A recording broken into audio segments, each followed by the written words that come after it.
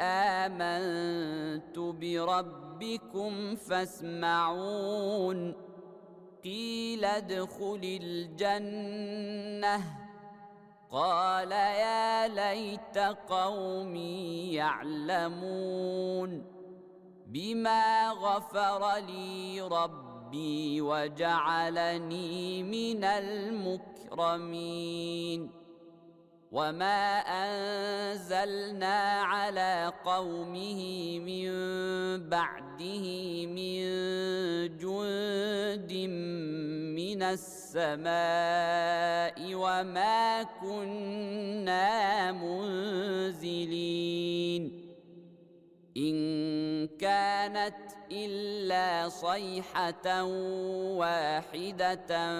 فإذا هم خامدون